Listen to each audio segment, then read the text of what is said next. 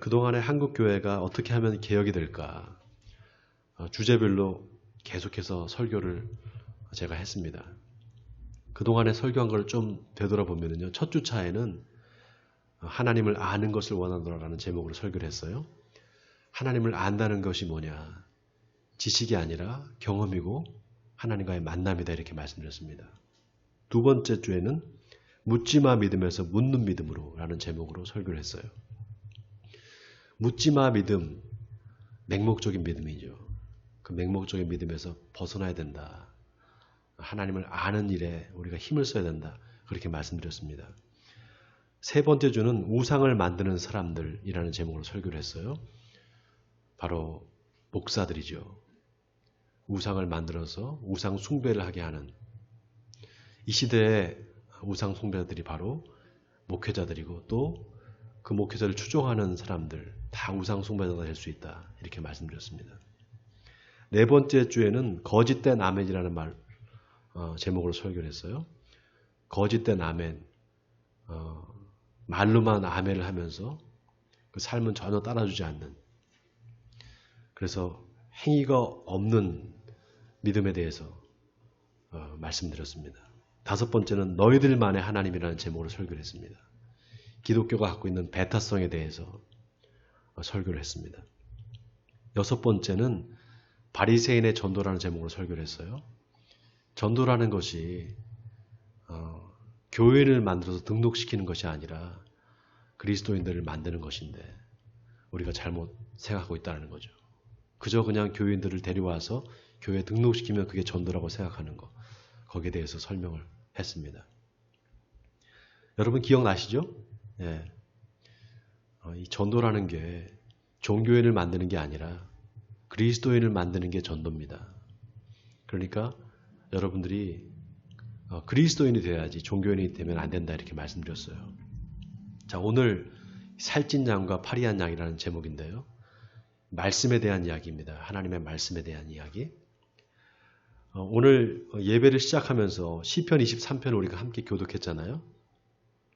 여러분 이 시편 23편 다윗이 쓴 이 시가 참 얼마나 기가 막힙니까? 여호와는 나의 목자시니 내게 부족함이 없으리로다. 그가 나를 푸른 풀밭에 누이시며 쉴만한 물가로 인도하시는도다.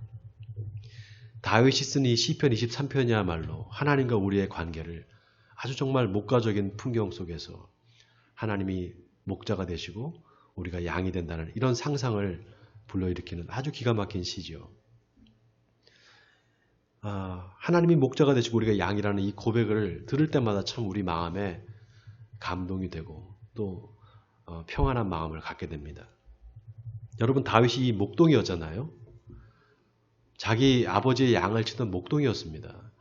다윗이 이세의 8번째 아들이었어요. 제일 막내 아들이었습니다. 그래서 집에서 그 아버지의 양을 자기가 이렇게 치고 있었어요. 그런데 어느 날 갑자기 사무엘이 찾아와서 그에게 기름을 붓고 그를 이스라엘의 왕으로 세웠습니다. 어느 날 갑자기. 그러니까 사실 다윗은 목동이었다가 갑자기 이제 왕이 돼버린 거죠. 여러분 이 기름을 붓는다는 게 다른 말로 하면은 이 히브리 말로 하면 메시아라고 합니다. 기름 부부 받은 자 이게 메시아라는 뜻이잖아요. 그러니까 다윗은 양을 치는 일을 하다가 기름 부음을 받고 이스라엘의 왕이 된 거예요. 하나님께서 이 양치기 목동이 다윗을 어떻게 그렇게 갑자기 왕으로 세우셨을까? 뭔가 이유가 있지 않을까? 저는 하나님께서 이 다윗이 양치는 모습을 예의주의에서 보셨다고 생각합니다.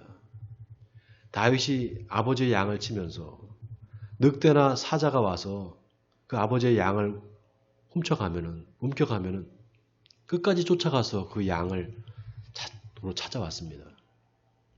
자기 목숨이 위험할 수도 있는데 자기 목숨을 걸고 그 양떼를 찾아온 겁니다. 하나님께서 그 모습을 보시지 않았을까 생각합니다. 저는 하나님이 그걸 보고 다윗을 이스라엘의 왕으로 삼지 않았을까 그렇게 생각합니다. 복음서에 보면은 예수님이 자신을 선한 목자다. 나는 선한 목자다. 그래서 양을 위해서 목숨을 버리노라 이렇게 말씀하십니다. 이 말씀은 참 깊은 감동을 줍니다. 어떻게 양을 위해서 목자가 자기 목숨을 버릴 수가 있을까? 또 그렇게 자기 목숨을 내어주는 목자야만이 선한 목자다 이렇게 말씀하신 거잖아요. 제가 목회자로서 이 말씀을 이렇게 묵상하다 보면 내가 정말 그렇게 양떼들을 위해서 내가 성도들을 위해서 내가 목숨을 내놓을 수 있을까? 저는 참 안 될 것 같다는 생각이 들어요. 그래서 오직 선한 목자, 자기 목숨을 내어줄 수 있는 그런 목자는 예수님밖에 없구나 이런 고백을 하게 됩니다. 기독교 백화점에 가면은요, 이 시편 23편을 내용으로 한 그림들이 있습니다. 여러분 아마 보셨을 거예요. 예수님께서 어린 양을 품에 안으시고 양떼들이 이렇게 있는 그런 목가적인 풍경을 아마 보셨을 겁니다. 또 예수님께서 그 잃어버린 어린 양을 찾아서 어깨에 이렇게 메고 기쁜 모습으로 이렇게 웃으시면서 걸어오는 그런 그림도 있습니다. 그런 거 볼 때마다 역시 예수님이 그냥 다윗의 자손이 아니구나. 그 역시 다윗의 후손이구나라는 생각을 하게 됩니다. 자, 그런 의미에서 하나님과 우리의 관계를 목자와 양의 관계로 다시 한번 우리가 되새겨서 생각을 해보면요. 다윗이나 예수님이나 양들을 그렇게 아꼈잖아요. 자기 목숨처럼. 하나님께서 우리를 그렇게 아끼시는구나. 하나님께서 정말 우리를 당신의 목숨을 내어주시기까지 사랑하시는구나 라는 것을 새삼 깨닫게 됩니다. 목회자들이 이런 그 하나님의 마음을 또 예수님의 마음을 10,000분의 1이라도 좀 헤아린다면 아마 한국 교회가 금방 개혁될 겁니다. 그런 의미에서 오늘 하나님께서 우리에게 주시는 이 말씀, 에스겔서 34장의 말씀이 참 우리에게 아주 중요한 메시지를 던져줍니다. 여러분, 이 에스겔이라는 선지자는요, 남유다가 바벨론에 의해서 멸망할 때 바벨론이 이스라엘에 쳐들어와서 예루살렘에서 수많은 사람들을 포로로 잡아갔습니다. 그때 같이 잡혀갔던 사람 중에 하나였습니다. 이 에스겔은 제사장 가문에서 태어났는데요. 하나님께서 이 에스겔에게 말씀을 주십니다. 그래서 바벨론에 있을 때 하나님의 말씀이 에스겔에게 임합니다. 그래서 약 22년 동안 에스겔이 선지자로 활동을 합니다. 자, 오늘 본문에 에스겔이 이 바벨론에 있을 때 이 본문을 기록했는데요. 에스겔은 하나님이 이스라엘의 목자들을 이렇게 세웠는데 그 이스라엘의 목자들이 하나님의 말씀을 잘 가르치지 않고 또 잘 교육하지 않아서 이스라엘 백성들도 망하고 또 이 목자들도 망하게 될 것이다. 이렇게 예언을 했습니다. 그래서 이 에스겔서 전체가요. 하나님의 저주에 대한 말씀으로 가득 차 있습니다. 근데 이 마지막 부분에 가면 하나님께서 다시 이스라엘을 다시 세우시겠다, 새롭게 하시겠다는 약속의 말씀이 나오고 끝이 납니다. 워낙에는 오늘 말씀을 통해서 하나님이 저와 여러분에게 이 한국교회에 원하시는 것이 뭔지를 깨닫는 시간이 되기를 주님의 이름으로 먼저 축복을 드립니다. 자, 오늘 본문 17절 우리 한번 같이 읽어볼까요? 17절입니다. 같이 한번 읽겠습니다. 시작. 주 여호와께서 이같이 말씀하셨느니라. 나의 양떼 너희여, 내가 양과 양 사이와 순양과 순염소 사이에서 심판하노라. 자, 여기 주 여호와께서 이같이 말씀하신다. 누구한테 말씀하신다는 겁니까? 누구한테 말씀하신다는 거죠? 나의 양떼 너희여 이렇게 말씀했어요. 자, 여기 나의 양떼라고 할 때 나는 누굴까요? 나의 양떼 너희여. 나는 누굴까요? 하나님이시죠. 하나님이 당신의 양떼들한테 말씀하신다는 겁니다. 지금 이 말씀은 이스라엘 백성들한테 하시는 말씀이기도 하지만 바로 저와 여러분에게 하시는 말씀입니다.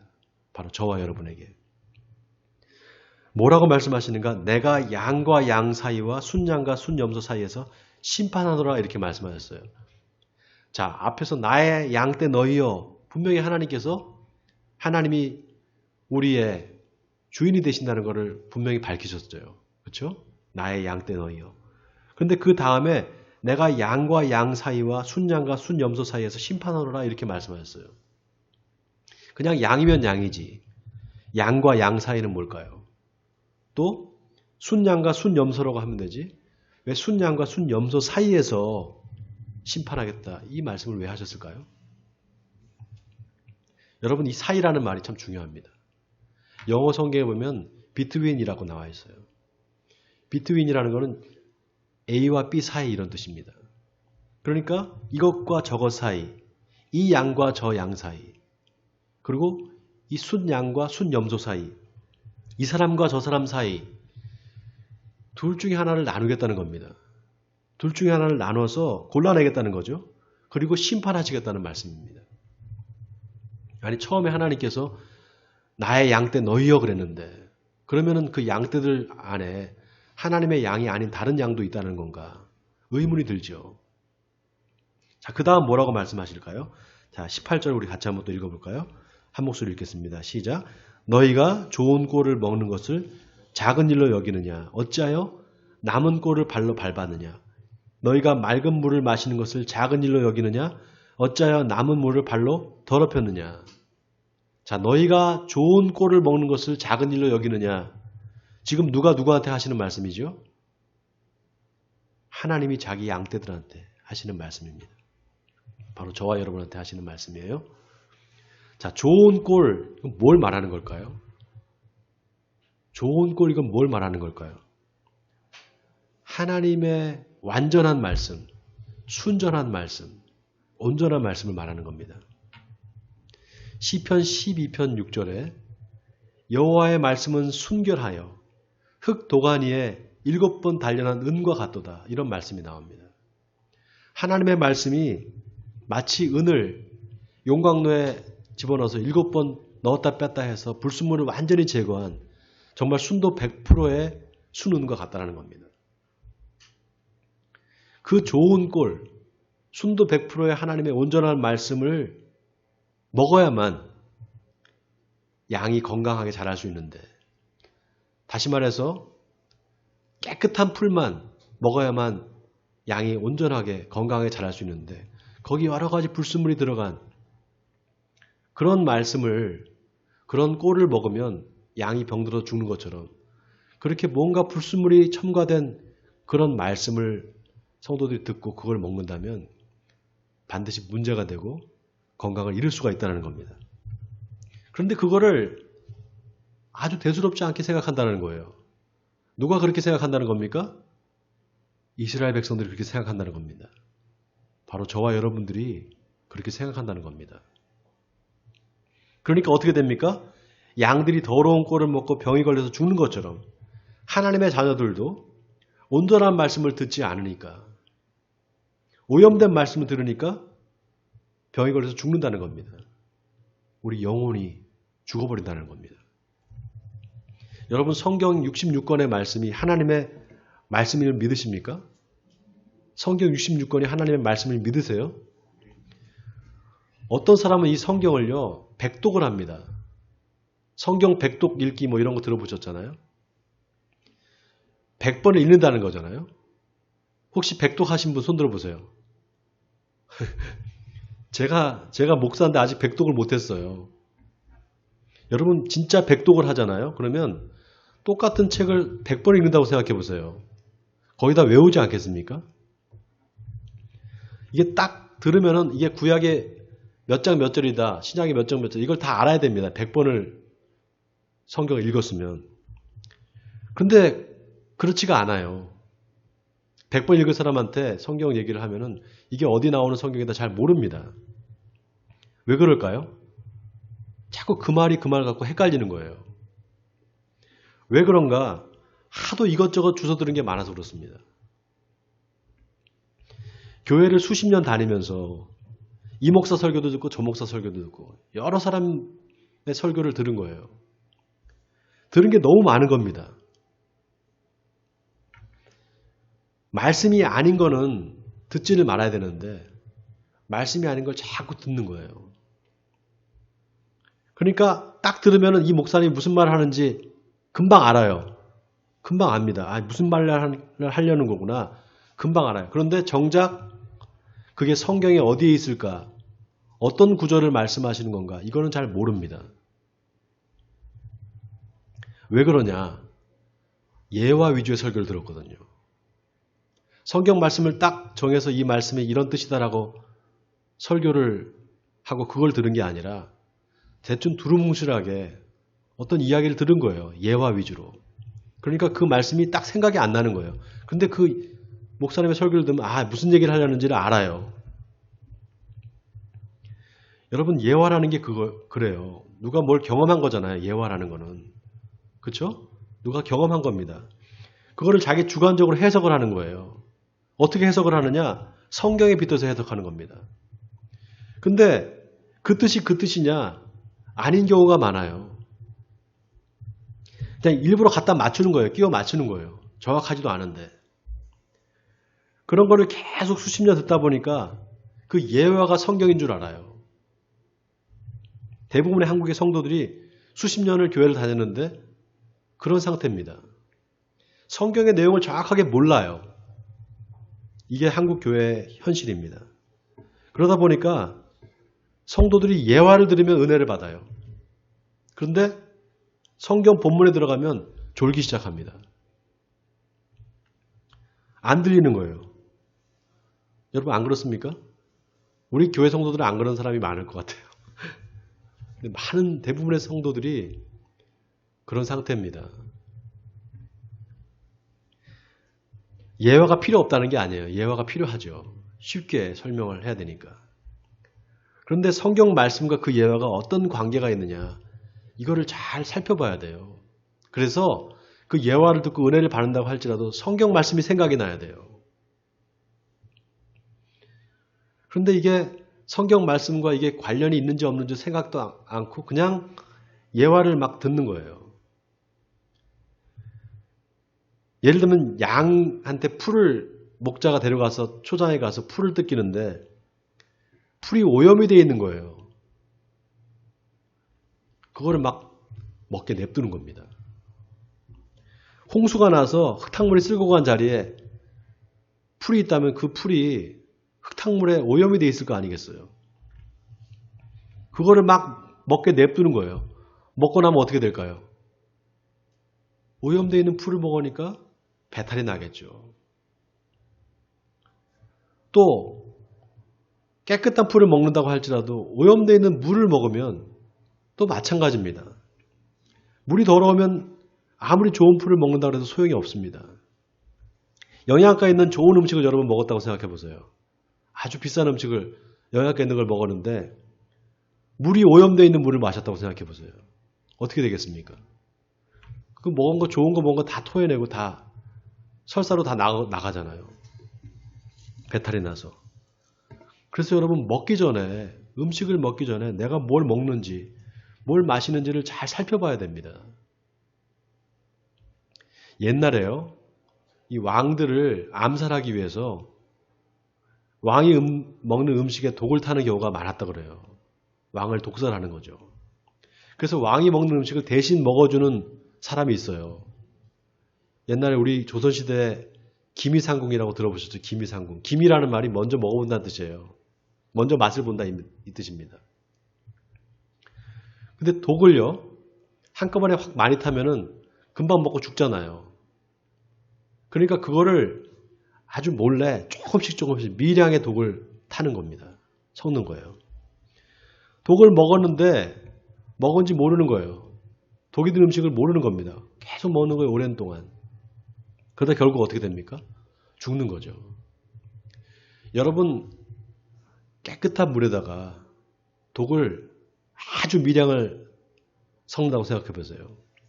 자, 좀 쉽게 설명을 해서 아주 깨끗한 물에 잉크를 조금씩 탄다고 생각해 보세요. 잘 모릅니다.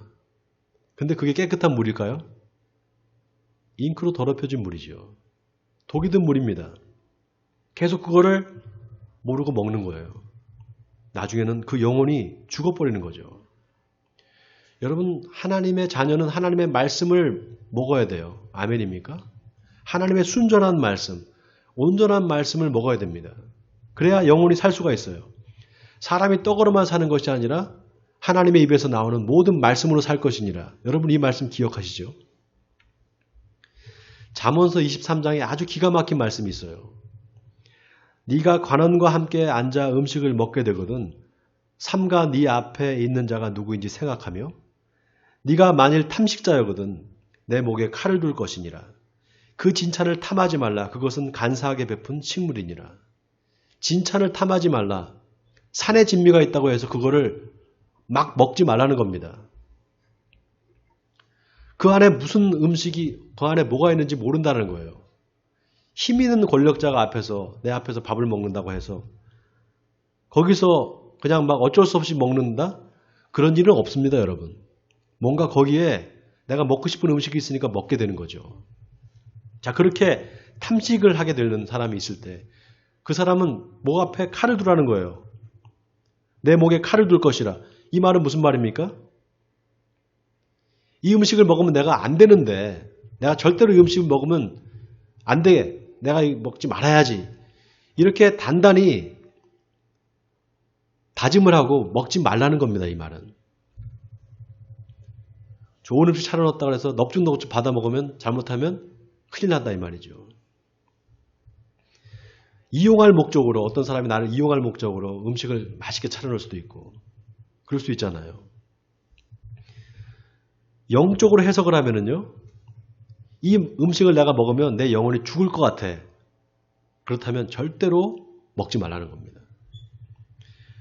여러분 만약에 하나님의 말씀을 음식에 비유한다면 어떤 음식에 비유할 수 있을까요? 하나님의 말씀을 음식에 비유한다면 어떤 음식에 비유할 수 있을까요? 세상에 5만 가지 음식이 있는데 그 중에 딱 하나를 찍어서 하나님의 말씀을 음식에 비유한다면 어떤 음식에 비유할 수 있을까요?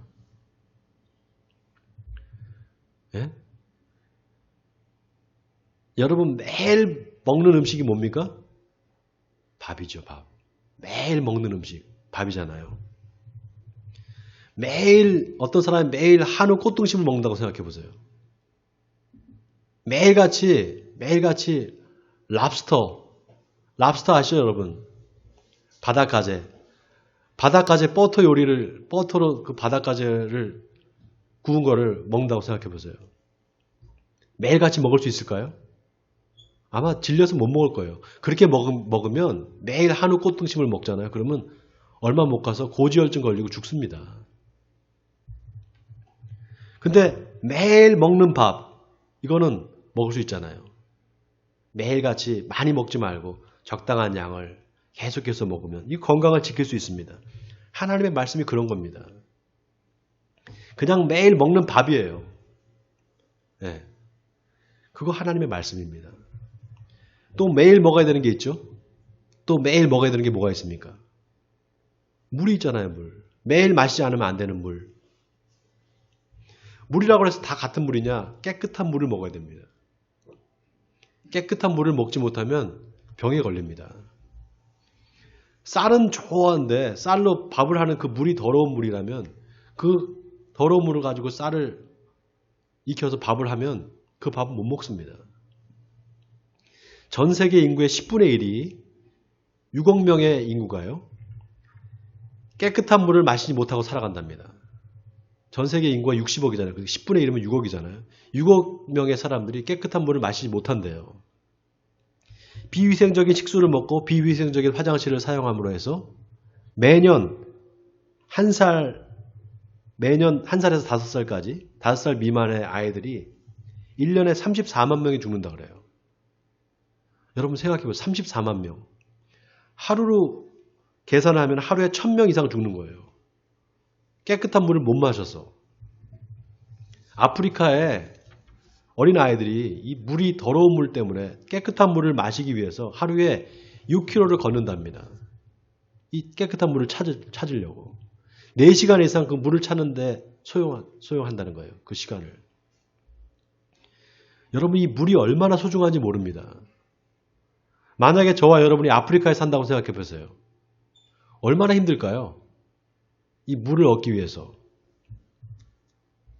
이스라엘 백성들이 출애굽을 해서 3일 동안 광야를 걸어갑니다. 물을 찾지 못해요. 그러다가 찾은 데가 바로 마라라는 곳에서 물을 찾습니다. 근데 그 물을 먹어보니까 써서 못 먹는 거예요. 물이라고 해서 다 같은 물이 아닙니다.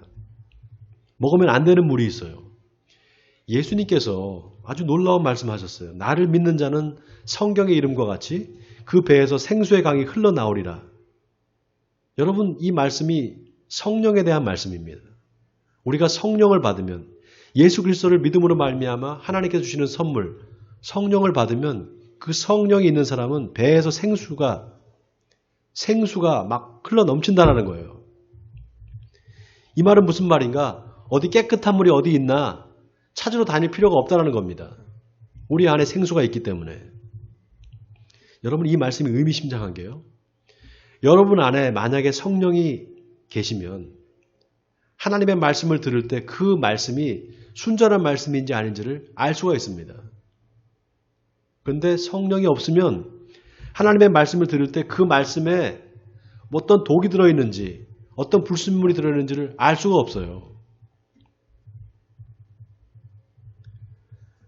그러니까 아멘을 언제 해야 될지도 모르는 거예요. 그냥 막 아멘 하는 겁니다. 자, 본문에 하나님께서 뭐라고 말씀하시는가 하면, 너희가 좋은 꼴을 먹는 것을 작은 일로 여기느냐? 어찌하여 남은 꼴을 발로 밟았느냐? 너희가 맑은 물을 마시는 것을 작은 일로 여기느냐? 어찌하여 남은 물을 발로 더럽혔느냐? 자, 남은 꼴을 발로 밟고 남은 물을 발로 더럽혔다. 이 남아있다는 게 무슨 말입니까? 그나마 얼마 남아있지도 않은 그 꼴을 발로 밟아서 더럽게 만든다는 겁니다. 그나마 얼마 남지도 않은 물을 발로 밟아서 흙탕물을 만든다는 거예요. 누가 그렇게 한다는 것인가? 양떼들이 그렇게 한다는 겁니다. 자, 마지막 19절을 우리 같이 한번 또 읽어보겠습니다. 19절입니다. 시작. 나의 양은 너희 발로 밟는 것을 먹으며 너희 발로 더럽힌 것을 마시는도다 하셨느니라. 자, 나의 양은 너희 발로 밟는 것을 먹고 너희 발로 더럽힌 물을 마신다. 자, 나의 양. 여기 나의 양, 그 다음에 너희 발로 밟는 것. 나의 양은 너희 발로 밟는 것을 먹는다는데 너희는 누굴까요? 나의 양은 하나님의 자녀들, 하나님의 백성들이잖아요. 너희는 누굴까요? 도대체 이 너희는 누굴까요? 아까 하나님께서 나의 양 때 너희여 그러고 이 말씀을 시작하셨는데, 그러면 하나님께서 나의 양은 너희 발로 밟는 것을 먹는다고 할 때 너희는 도대체 누굴 얘기하는 걸까요? 하나님의 양떼들 중에 발로 밟아서 더럽게 하는 양이 있다는 겁니다. 발로 밟아서 흙탕물을 만드는 양이 있다는 거예요. 그래서 이 말씀이 내가 양과 양 사이, 순양과 순염소 사이에서 심판할 거라는 말씀과 연결이 됩니다. 양들 사이에, 염소와 순염소 사이에 이 양이냐 저 양이냐, 이 사람이냐 저 사람이냐 골라내신다는 거예요. 그 다음 마지막 20절을 우리 같이 읽겠습니다. 시작. 그러므로 주 여호와께서 그들에게 이같이 말씀하시되 나 곧 내가 살찐 양과 파리한 양 사이에서 심판하리라. 자, 내가 살찐 양과 파리한 양 사이에서 심판한다. 살찐 양은 누구고 파리한 양은 누굽니까? 파리한 양이라는 게 무슨 뜻일까요, 여러분? 파리한 양. 꼴을 먹지 못해서, 풀을 먹지 못해서 바짝 마른 양, 파리한 양이잖아요. 파리한 양은 왜 그렇게 바짝 말랐을까요? 예? 파리한 양은 왜 그렇게 바짝 말랐을까요? 못 먹어서 바짝 마른 거죠. 잘 먹었으면 왜 살이 찌지 바짝 마르겠어요? 못 먹은 거예요. 그럼 살찐 양은 뭘 먹어서 그렇게 막 살이 쪘을까요? 예? 뭘 먹어서 그렇게 막 살이 쪘을까요? 좋은 꼴이 아닌데도 막 주워 먹은 겁니다.